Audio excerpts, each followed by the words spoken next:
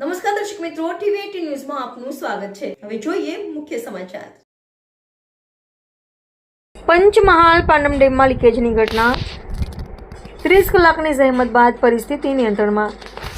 પંચમહાલ જિલ્લાના જીવાદોરી સમાન પાનમ ડેમના એક દરવાજામાં લીકેજ થવાની ઘટના સામે આવી હતી। જોકે પાનમ યોજના અને સિંચાઈ વિભાગની ટીમોએ સતત 30 કલાકથી વધુની મહેનત કરીને પરિસ્થિતિને સફળતાપૂર્વક નિયંત્રણમાં લીધી છે।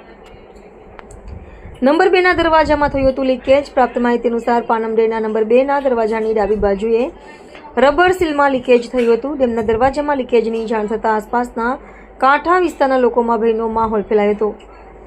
પરિસ્થિતિને ધ્યાનમાં રાખીને પાનમ વિભાગ દ્વારા લોકોને ગભરાયા વગર અફવાઓથી દૂર રહેવા માટે અપીલ કરવામાં આવી હતી।